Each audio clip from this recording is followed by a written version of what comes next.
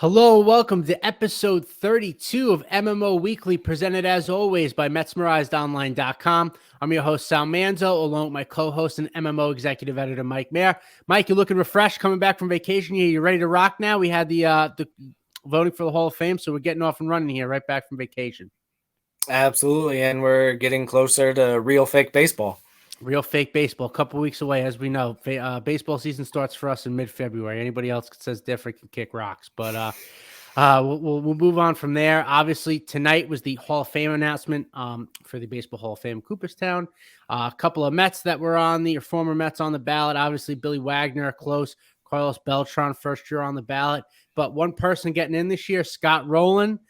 Mets fans probably remember him well from his days, not only with the Phillies, but for me, especially the Cardinals, mid-2000s. Great defensive third baseman, over 300 home runs.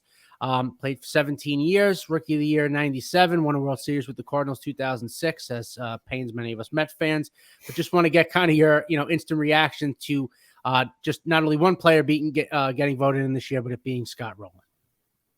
Yeah, I mean, I think had I a ballot, I would have definitely voted for Rowland. I think defense alone, you're talking about one of the best defensive third basemen, not just of his generation, but of all time. I think he's one of the best there is. And he was a solid offensive player too.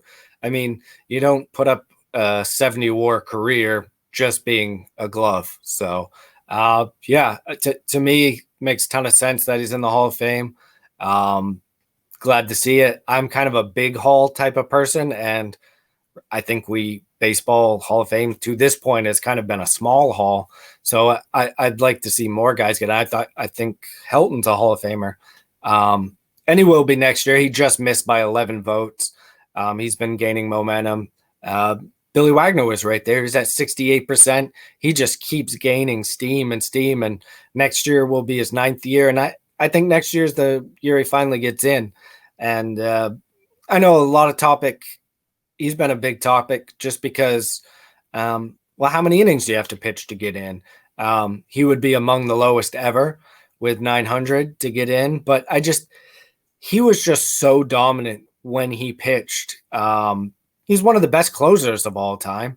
And I mean, you could argue is the best left-handed closer of all time. Right. So even though it's a specialized position, just the numbers he put up, the hits per 9 innings, the strikeouts per 9 innings, just otherworld stuff. I mean, if you go down and look at some of the stats, they're very close to Mariano Rivera and what he did. And just to be in the same breath as Mariano Rivera, who's the greatest closer of all time, it's certainly putting you in a special place. I think Wags gets in next year, and I think that's a good thing. I mean, baseball is changing and is always changing, and I think we need to honor the players no matter what their roles were.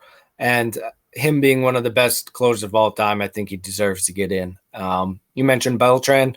He was at 46.5%. I think that's honestly a pretty good showing for him. Yep.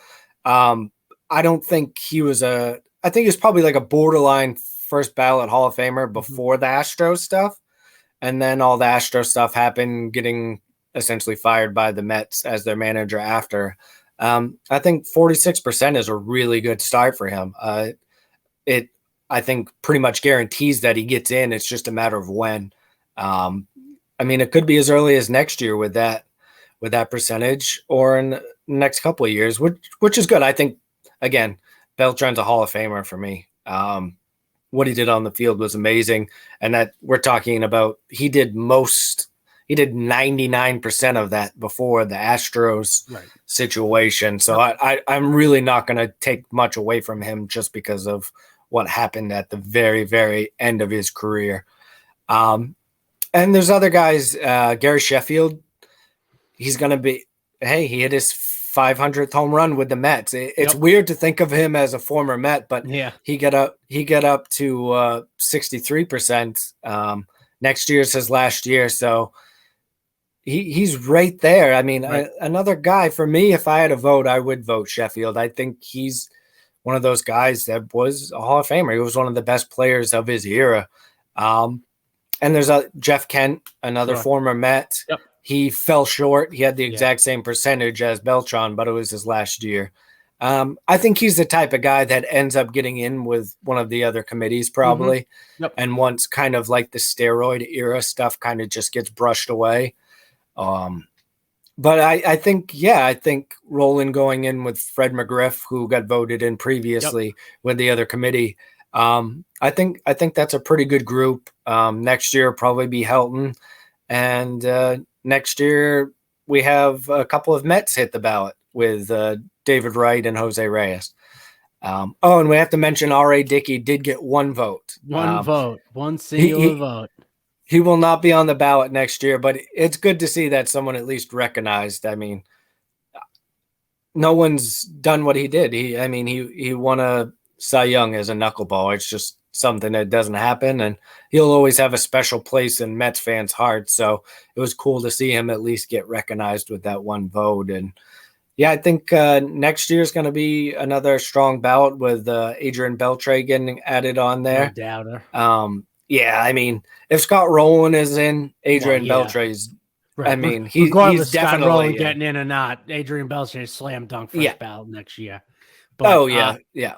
I think it'll be interesting to see kind of just how much support Wright gets. Right.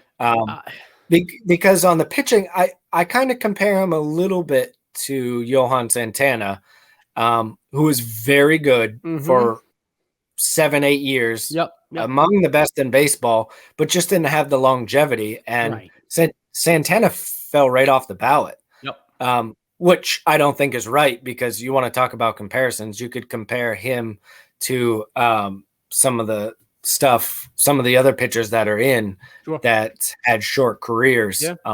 And I think he really got gypped in the fact that he should have been on the ballot longer. Maybe not a Hall of Famer, but he should have continued to get consideration. You don't know what's going to happen. I mean, look at Billy Wagner. He was right around 10% for a couple of years, and then things changed. Things changed the way baseball's looked at, stats that are looked at. So it's kind of a bummer that Santana didn't hold on longer. But it'll be interesting to see how Wright is treated considering the short span of a really good career. Yeah, and you mentioned the percentage. Scott Rowland, I think, is the first Hall of Fame with the largest deficit. He was at 10% his first year on the ballot and jumping up to 76%. I think it's the largest jump ever for a player from his first time on the ballot and then eventually getting in. But listen, Scott Rowland, one of the best, best probably top 10 third basemen of all time. I think obviously what sets him apart is the defense more than anything. For a guy his size, was super athletic playing third base. I think everybody remembers he was great on the barehanded plays coming in. That was kind of his signature. But it's a little hard for me because I look at guys. I look at like a Todd Helton, to me, who I think is a no doubt Hall of Famer. I think a guy who played his career for one team for almost 20 years. I think that's something that should be considered. I think that doesn't, obviously it doesn't happen very often. Was a super productive player. And talk about guys that kind of fell off, like you mentioned, Johan Santana, guy who won 2 Cy Youngs in his peak, right? And maybe could have won a third one, if the Mets bullpen was halfway decent in 2008, but that's another story. I think of a guy like Carlos Delgado, who had over 400 home runs, obviously played first base, now a little different than Helton at the other side of the corner, but, who fell off right away, who was a tremendous, tremendous player. And if I'm going to be honest with you, watching Scott Rowland, I think like you're saying, the metrics and today's, statistics help players like him to really dive into the numbers and see how good he really was. When you do sort of the eyeball test, I was never someone right off the bat that would say, Scott Rowland was one of the best players, of a generation I've ever seen. I don't think you think about that right away. But, had the longevity, was great in his peak, won a World Series, but, there's a couple other guys. I think, like you said, Billy Wagner will definitely get in next year. Obviously, guys that trend that close, you're going to get in, and I think Helton eventually will get in too, if it's not next year, the year after. But you mentioned Gary Sheffield. That's tough for me. Guys like Gary Sheffield now, A-Rod, Manny Ramirez, until Barry Bonds and Roger Clemens get in the Hall of Fame, I can't put those guys in. I understand what you're saying from the baseball wise. I get it. But until you put a Bonds or a Clemens in the Hall, those other guys that kind of, either got caught or, where major suspicions around, you can't put them in before those two, in my opinion.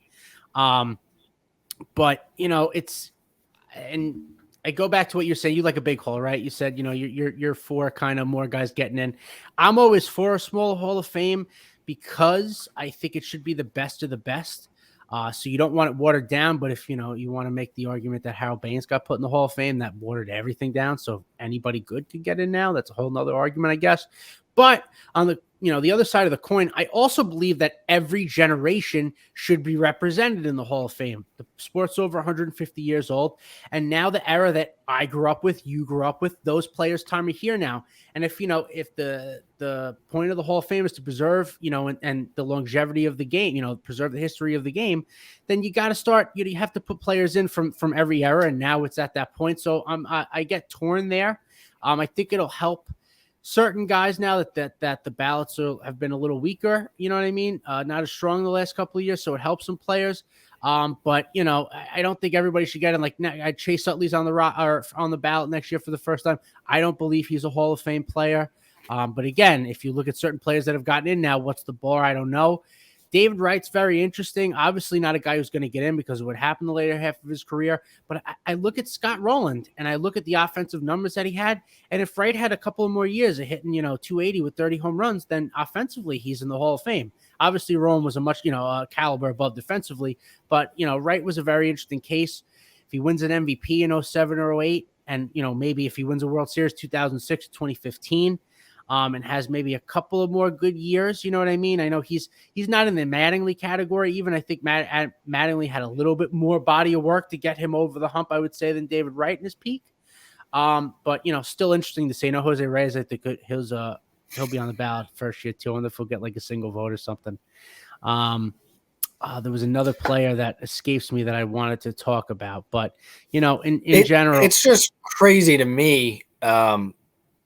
There's always things now being a grown-up that makes you feel older, and just seeing a guy like Scott Rowland getting voted in, and Todd Helton being on the verge. I mean, Carlos Beltran being even on the ballot. David Wright being on the ballot next year. It's just stuff that makes me feel really, really old. Yeah. But it's also turning in, like you were talking about the generation we watched. It's also a really cool feeling to have watched these guys on a daily basis, even if they're not Mets or whatever, but watching them, we watched a lot of Scott Rowland growing up, and it's just kind of cool to now see those type of guys going into what we consider the best thing about baseball. I mean, the Hall of Fame where the best of the best go. So it's kind of just cool to see these guys get put in there and to see everything they worked hard for.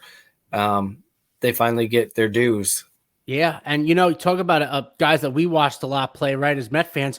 Andrew Jones, to me, is a Hall of Famer. He's the best defensive center fielder of his generation. You want to do, best overall center fielders of their generation is probably him and Beltran, like overall. But defensively, Andrew Jones is top 3 all time, maybe any position ever. I think, one person, if I had to save my life to go run down a fly ball, I pick Andrew Jones every single time. He was a Met killer. Killed the Mets. Guy had over 400, I believe, got to the 400 home run mark. Played in World Series when he was 19 years old. He had, I understand his second half, played, I think, 17 years as well. I think, those first 10 years, 10 Gold Gloves, bunch of all-star selections, slugged like crazy. The last 7, I think, became more of a role player, maybe part-time player, but still, like, his time with the Dodgers was super forgettable. But of course, he went to the Yankees, became a very, very serviceable player again, which they always, those guys always have happen. But, he's a guy to me that when I think of peaks, that 10-year peak of, 19 to 29 season for Andrew Jones, that's a guy that I watched and said, wow, he's the best at his position. Watching him play, it's something special. I don't know how you feel. Just wondering. Well, that kind of plays into me being a big Hall guy is I'm all about guys that had significantly high, and even if it's shorter peaks, I'm all about putting those guys in the Hall of Fame. We brought up Yohan Santana. He was, he was one of the best pitchers in baseball for 7 to 8 year span, like 1, 2, 3, each one of those years, and just putting up strikeout numbers that people put up now, but kind of before his time. And it was an injury that we know that kind of caused the rest of his career not to go as well and cut it short. But to me, those type of guys, even though it's in a shorter period, I would rather see guys like Johan Santana, Okay. Don Mattingly, David Wright, just kind of those guys that had those 7 to 8 really good Sure. years. To me, that's more of what the Hall of Fame is about than Okay. Harold Baines Well, or yeah. Lee Smith Mm-hmm. or those type of guys that, yeah, they played for a very long time, but they were not in the upper echelon at really any point in their career. Sure. I just think I would rather have the better player in the Hall of Fame than the stat compiler. That's the way I've always felt. And I know people are going to disagree, and that's fine. And we've kind of see it on different ballots. I mean, Yep. Baines ended up getting in through a different committee, Right. that voted him in. He didn't really have a chance through the normal committee because he was a stat compiler, and he really never he didn't have a high peak. Yeah. And then you have a guy like Billy Wagner that didn't pitch a ton, but now because of some analytics and some different stats that show that how dominant he was in those few innings that he was there, one of the most dominant there's ever been in a short period like that. Yeah. Now he's likely going to get in, and I think from my standpoint that's a good thing that guys that dominated, even if it's a shorter period, that they get in compared to guys that were good but not great. Yeah, and it doesn't help that there's no guideline, right? There's no criteria. It's so subjective. Certain writers vote for certain players that were nicer to them or whatever. You have that kind of thing that always goes on, whatever. But it depends on the player for me. I'm not typically, I like a longer peak because baseball is, to me, it is a game of longevity, right? I think there's a difference between compiling and being able to play a long time and still at a high level. I think there's, a cutoff there. Obviously the Harold Baines of the world or the compile is what you're talking about. But, I think it's a case by case. If you're someone that, like a Sandy Koufax, who didn't have a long peak, but when they did pitch, it was game changing, right? It was history making. It was, something that was the highest of the highest levels. I think people like that also have an historical context on the game. I think that matters. But there's so many arguments. There's guys I think of now just from growing up that were really good, that should they have more of a shot, like the Paul Konerkos of the world, guys like that, you watch that were so good for a long time, but are they a Hall of Fame level? You have guys like A-Rod and Manny Ramirez that on the baseball wise, that should be in the Hall of Fame, but obviously we know what they did. And until, like I mentioned, other guys get in, they're going to have no shot of getting in. I don't care, what kind of media renaissance you have or whatever. But, I am torn as far as keeping it elite, keeping it as small as you can to the best of the best, but while still representing all the errors of the game that you had. So that's where I always kind of, draw the line. I have a tough time deciding, but again, I've been saying since Harold Baines got in, the bar's real low. So really anybody can get in that have a decent career, I guess. And then one final note to kind of put a bow on this, and I think we'll both agree on this, is every ballot should be public. Absolutely. There's no reason for it not to be. You're a writer. That's what people do, is they see your work. You've been giving this privilege, and I'm glad that writers do get this. Right. Again, now we're kind of seeing some of the writers we grew up reading voting, which is another cool aspect of this. And I think right before they released the results, Ryan Thibodeau and his team were up to about 50% of the ballots that they knew, which is good, but it should be 100%. We should see all the ballots. You don't have to give an explanation. You don't have to write an article if that's not what you want to do, but we should see your work and see who you voted for. Yeah. And I think more than anything, that I don't know if it's something that's obvious or not, getting those ballots out, it creates discourse. It creates a dialogue, and you're talking about the sport that way. And that's more than anything what you want, right? And especially this is the history of the sport. That's what you really want. So I think the more public ballots, the better, because again, it creates discourse. People talk. We're doing it right now, about players that we think, and it just creates more of a dialogue. And you're talking about baseball, and anytime you're talking about baseball, it's a good thing to me. It helps grow the sport. So I think they really all should be public. And I'll cap it off on the Baseball Hall of Fame. Isn't really the Baseball Hall of Fame if you're putting guys in and it's not Keith Hernandez. He should be in. I'll say it every year until whatever committee on that era and that year votes him in, because it's more than time. I know you feel the same. Keith Hernandez and John Olerud, both of them should be in. Yeah, John Olerud's another one. I wonder if he goes more. He was missed consistency. I wonder if the compiler played a long time. I don't know the cutoff there, but he's a guy that like, think about Jeff McNeil, like how he hits. It's a magician with the bat. Olerud was that guy and an elite defender too in his day. I wore a kick-ass helmet at first base, which was always cool. But yeah, now I'm with you. I do want to move on now to players that are playing currently, and the Mets made a signing. It's not Carlos Correa. He signed with the team for real this time. But they signed Tommy Pham. Nice fourth outfield addition. I think it was 1 year, $8 million. If I'm wrong, you can correct me. But $6 million. Okay. Yep. And now this is the time to start rounding out your roster. I just want to get your thoughts on the Pham signing, and we'll talk a little other things, and we think we can round things or the Mets can round things off in the offseason here, but just want to get your initial reaction on the Pham signing. Yeah, I mean, so it's kind of put out there that once Correa signed with the Twins, that they were definitely going to add an outfielder. I mean, we heard names like Andrew McCutchen, Trey Mancini, Adam Duvall, and then those options kind of went off the board, and it's like, well, what's next? Because it's Profar's out there, but he wants to start, and he's not really what the Mets are looking for in a right-handed bat. So what's next on the list? And Tommy Pham kind of came up. I mean, in part, they've had interest in Pham in the past. They almost signed him last offseason.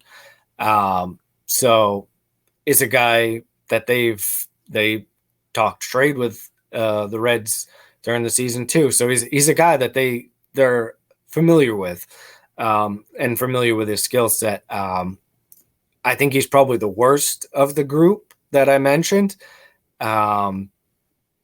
He was bad last year. I don't know how else to put it. He was 12% below average offensively between the Reds and Red Sox last year. The defense was below average. He still runs pretty well, and overall his offensive numbers weren't good, but he did still hit lefties pretty well. He had a 786 OPS against lefties, which is essentially what the Mets are bringing him in to do. Mark Canha has reverse splits, so he hits righties better. So Pham is that guy that's going to play left field against some left-handers, and it gives them another option at DH if that's what they want to do too. Because essentially right now, DH against a lefty would be Tommy Pham or Darren Ruff. I mean, those are the two guys you have on the roster that fit in that mold. Yeah, I mean, he's played all three outfield spots. He's not particularly good at defensively in either of them anymore. He still runs decent, like I said. And he's hit lefties well in his career. He's got an 846 OPS against lefties, and that's what the Mets are bringing him in for. Certainly, I know the Mets would have liked to have shot a little higher. I liked McCutchen just because he's had better success recently offensively. That didn't work out. He went to Pittsburgh, which is pretty cool to see him go back to the Pirates. After that, I was really hoping I thought Duvall fit. I know he doesn't get on base a ton, but he's still got some pop. Had 30 home runs 2 years ago, and he's had 30 home runs, or at least 30 home runs 3 times. And he's a much better outfielder than Pham. Ultimately, he ended up going to the Red Sox, where he got a little bit more money and a little bit more opportunity to play more. So that makes sense from his end. And Mancini went to the Cubs, where he's going to get a chance to play a little bit more on a rebuilding team. So Pham kind of fell into the Mets' lap, and I'm not trying to completely down the signing. They certainly needed outfield depth, and he's certainly better than Khalil Lee, who was essentially who you would penciled in before they signed an outfielder to be that fourth outfielder. So I think Pham makes the Mets better. It didn't cost them a ton. It's just a 1-year deal to get a veteran guy. I'm sure at some point we'll talk about slapping that has to do with Tommy Pham. But I think on the field, he's going to be a guy that makes the team a little bit better. And that's what they were shooting for. Yeah, like you said, still some speed there. Obviously, with the rule changes, I'm sure the Mets are banking on, him being able to utilize that a little more. He hits lefties, like you said, has more pop than I would say for a profar. He walks and it's still a decent clip, puts together decent at bats. His hard hit rate is still pretty good. Again, fourth outfielder, rounding out depth wise. I think they're a lot better in that regards than they were, a couple weeks ago, like you said. So, just another veteran guy in the clubhouse. Like you said, hopefully they maybe don't play fantasy football all together and all that stuff, but that's another thing. But, just rounding it out now. And speaking of that, obviously, Mets still interested in adding to the bullpen. Andrew Chafin's been a name that they've been linked to for the last couple of years, it feels like. But now, still in on him. Just wondering, your thoughts there. He's someone that I've mentioned in the past. I'd like to maybe see them make an addition for. Can't hurt having another lefty. So just, wanted to hear what you think there. Yeah, I think the Mets certainly have interest in bringing a left-hander. But they're trying to do it at their price and at their terms.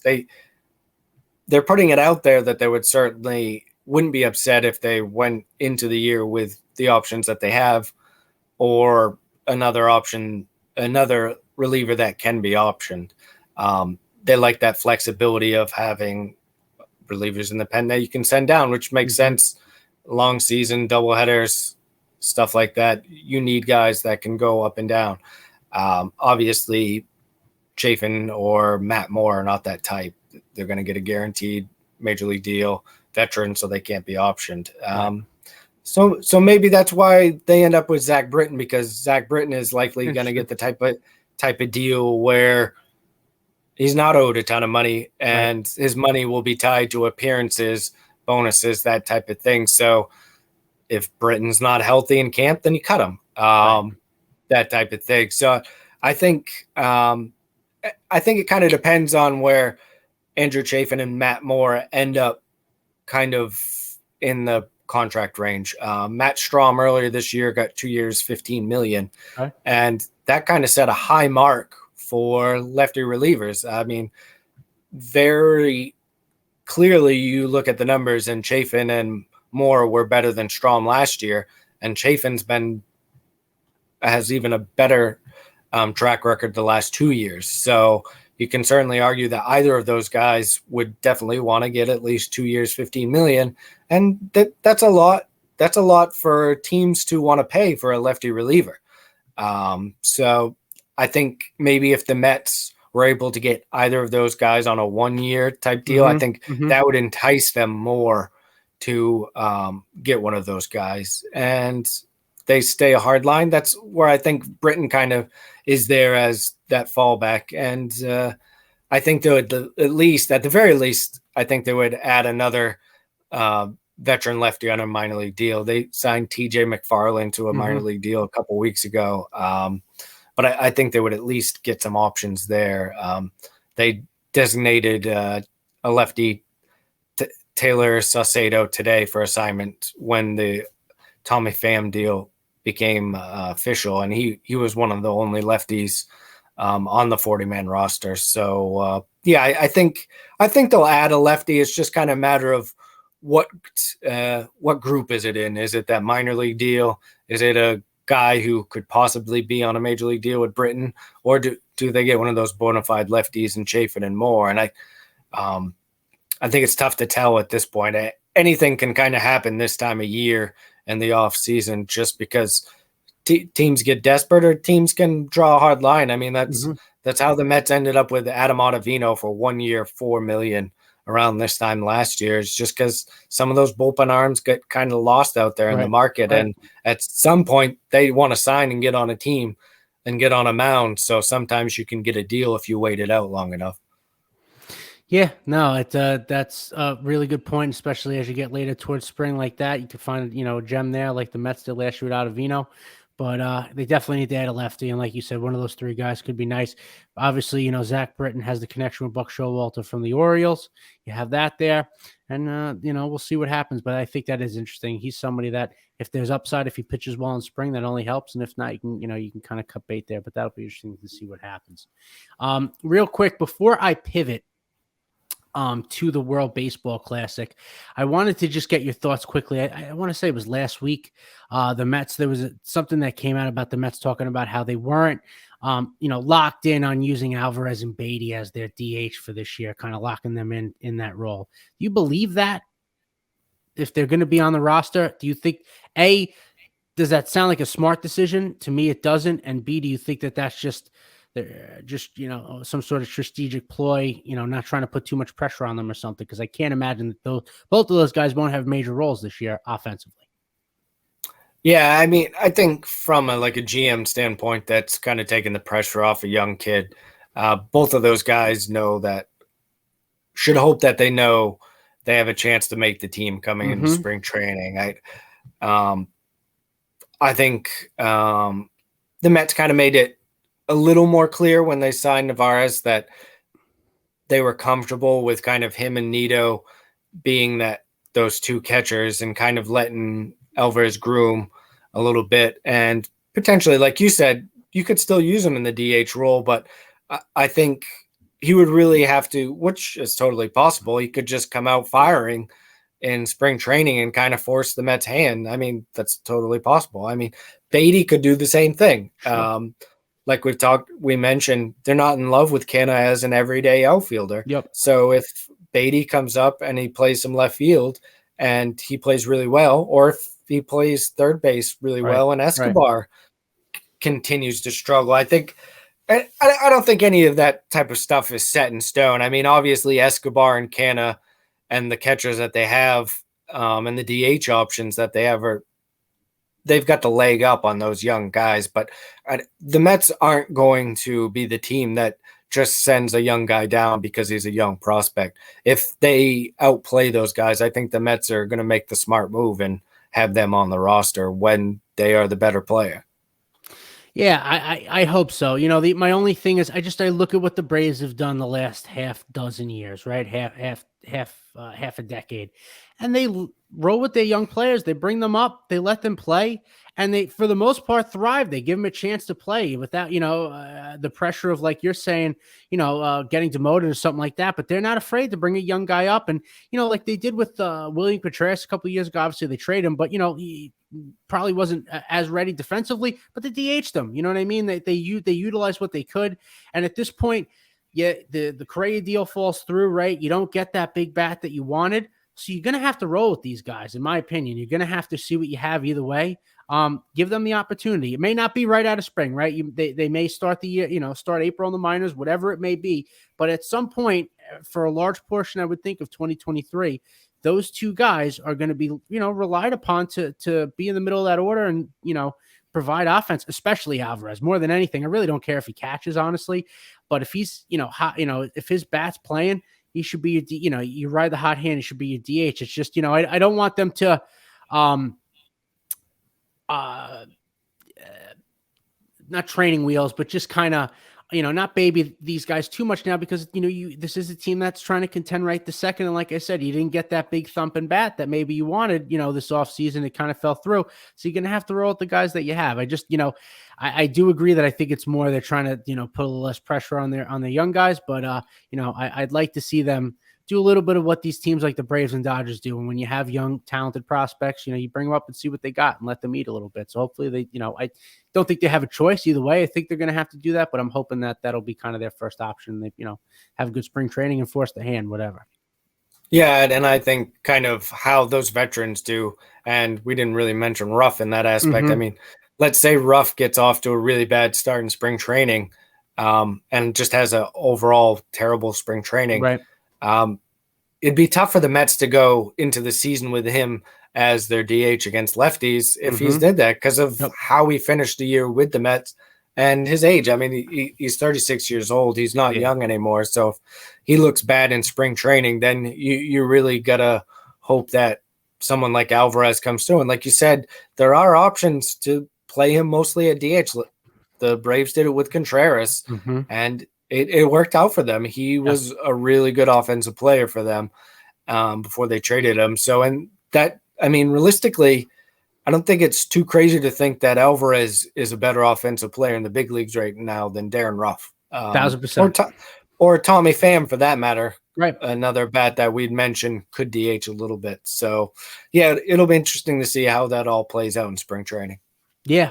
And I do, speaking of spring training, I joked before with you before the show started how the Mets may not have a team to field during spring training for most of it because of the World Baseball Classic. I think the Mets have, 8, maybe 9 guys playing in it. It's something crazy. I think it might be the most by far of any team in Major League Baseball having guys playing the WBC.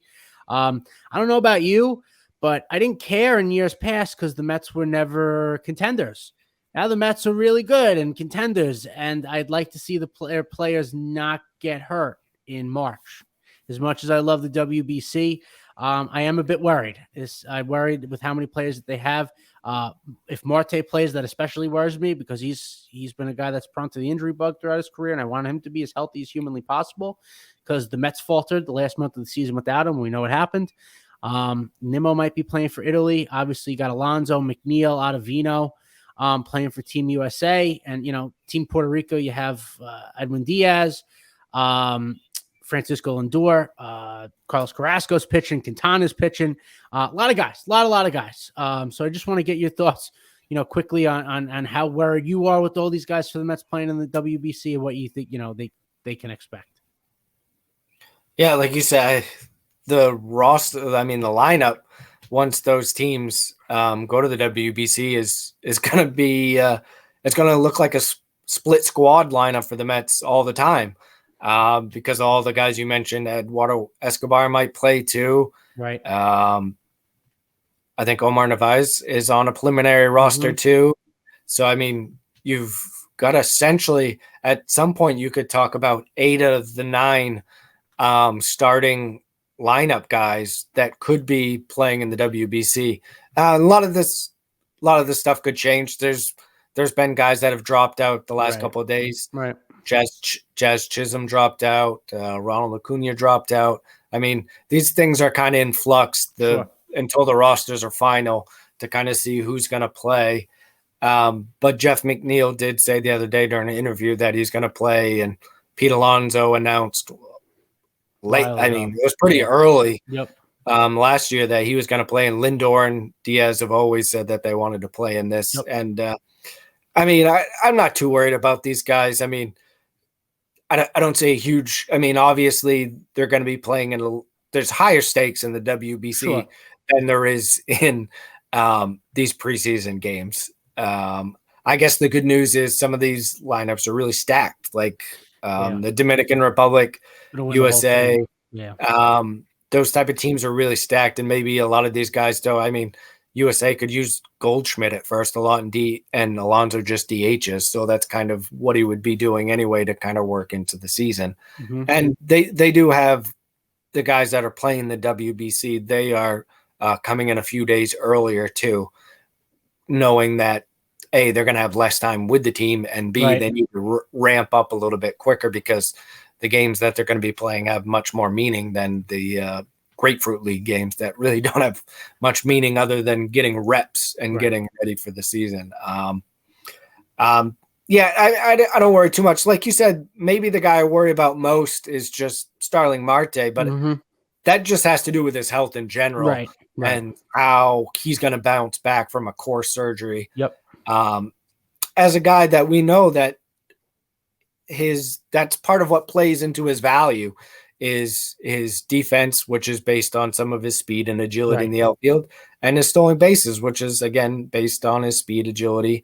Two things. He had a really good year for the Mets last year, and he wasn't particularly good defensively, which had to do with some of his injury. And he didn't steal very many bases either, which had to do with his injury. So it definitely could be a guy that has even more value for the Mets this year if he's able to stay healthy. So yeah, he's kind of the guy I would key in on and really watch to just see how he is and see what level he's playing at.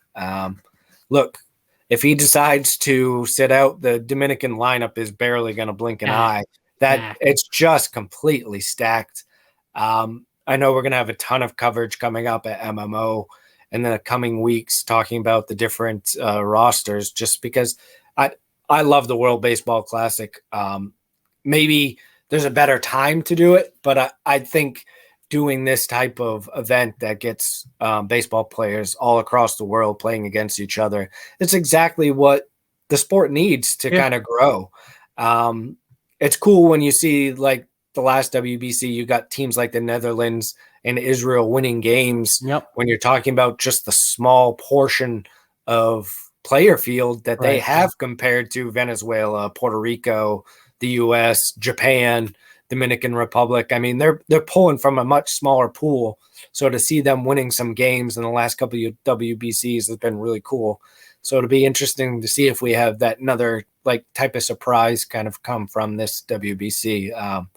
I'm guessing not after looking at some of the rosters, but who knows? I mean, Team Italy with Piazza at the helm and maybe Nimmo in center field. Yep. I mean, that's a good 1-2 punch, I guess.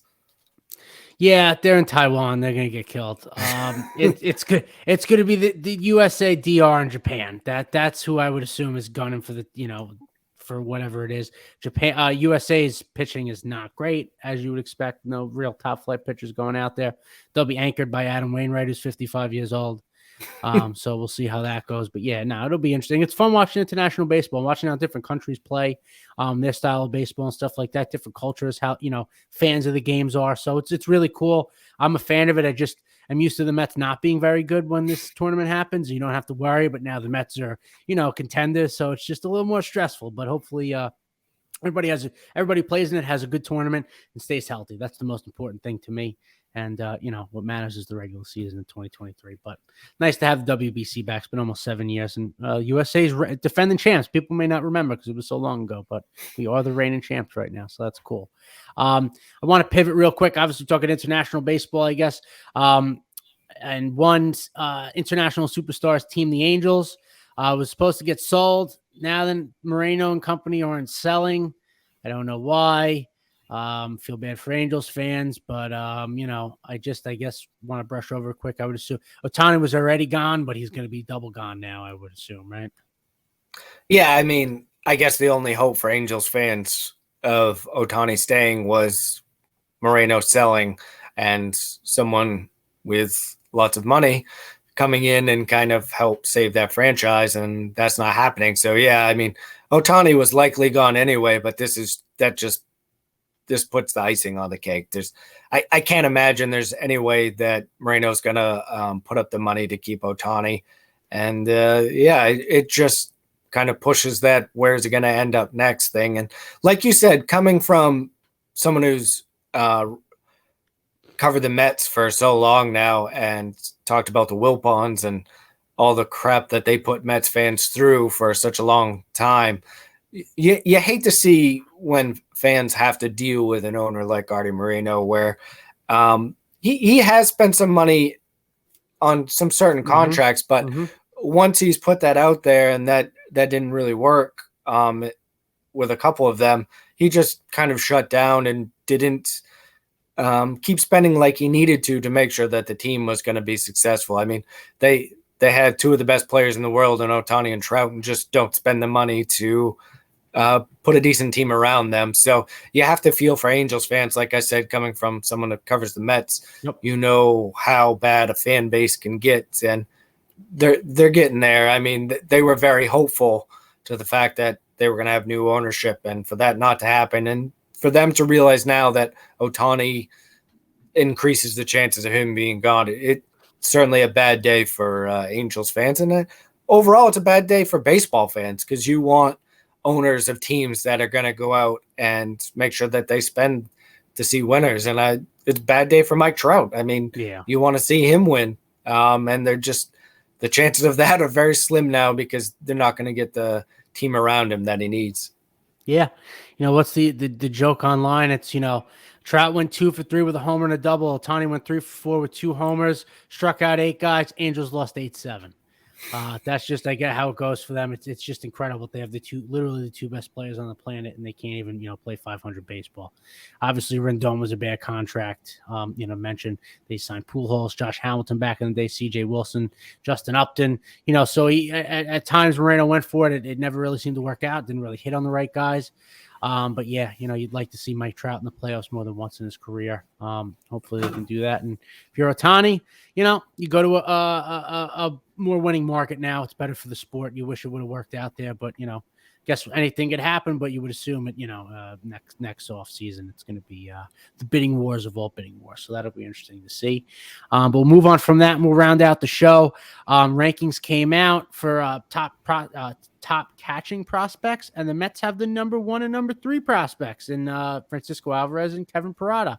Just want to get your thoughts on that real quick. Obviously, it's good to have options, good to have a lot of players on high list there. So just want to get your thoughts on those two, future stars there, hopefully. Yeah, I mean, from a position that, has been generally weak for the Mets, especially prospect-wise, because, you think about the catchers that they've got in their history were through trades. Most of the best catchers they've ever had were all through trades. Yep. So it's been a organization-long drought. Obviously, Mets fans have gotten to see Francisco Alvarez a little bit, and I'm sure at some point this year they'll get to see him a lot more. He was the number 1 overall ranked, and he's a top 10 prospect in baseball. The other one is Kevin Parada, who they drafted in the first round last year as one of the most polished hitters in the entire draft. He's a guy that's going to probably start the year in Brooklyn and could move pretty quick. This is a pretty polished hitter. And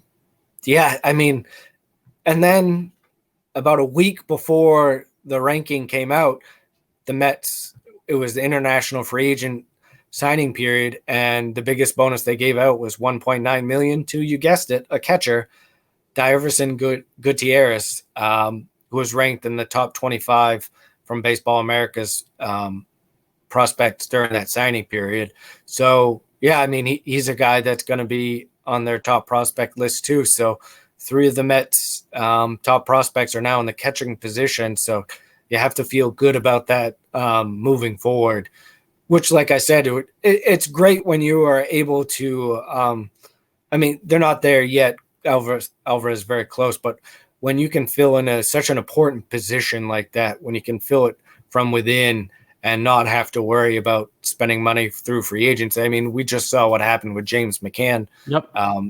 They had to cut him loose only halfway through his deal just because he wasn't performing anywhere close to the money that they had paid him. It's tough to get production from a catching position, especially on the offensive side. And in Alvarez and Parada, they have clearly 2 of the best offensive catching prospects. And Gutierrez is known, still young. We're talking about a 16, 17-year-old. He is known for his power potential too. So, nothing but excitement for Mets fans to be able to see the talent that they have behind the plate. And on the same list, Brett Beatty was named the second best third base prospect. I know he's been talked about a lot this offseason about, does he stick at third? Is he a left fielder now? And all of the stuff that, we talk about it. I'm sure it's been a whirlwind for him when he thought the Mets were going to sign Correa. Yep. And at that point in his head, he had to be thinking, well, I'm switching to left field for the rest of my career, or I'm getting traded. And now he's back to being potentially a third baseman. So I've said it all along this offseason. I think he'll be fine at third base long term, and the Mets don't have an answer there past this year with Escobar, and maybe not an answer this year. So I like Beatty at third, and all the prospect gurus still do too. He's still a top 20 prospect. And on the list, Baseball America and Baseball Prospectus both came out with their top 100. And each of them had 5 Mets prospects on the list. Alvarez and Parada that we mentioned, Beatty that we mentioned, and then Jet Williams, shortstop that they drafted again in the first round last year. And then outfielder Alex Ramirez is in both of those lists too. So anytime you have 5 guys in the top 100 is pretty good. And you, not to put it on a sour note, but they'd have 7 without trades because Andy Rodriguez and Pete Crow Armstrong were on those lists and in the top 25 in both of those. So, but no, it's good to see that the Mets slowly but surely they're building up that farm system again, and it's good for Cohen said he wanted to build a long-term contender just like the Dodgers, and that's how they do it too, is building through their farm system. Yeah. Like you said, hopefully, this is all the beginnings here, the sustained winning that they've been talking about, from internally. And maybe you get to see a lot of these guys, like we said, in spring training when half the Mets aren't there. So it might be a win-win for the spring. But I think that's a capper on this week's show. We talked about a lot. This was great. We'll catch up with everybody next week. Might even have a guest or two for you. We'll see how things work out, but we'll keep you updated on everything going on in Mets land. But until then, folks, let's go Mets.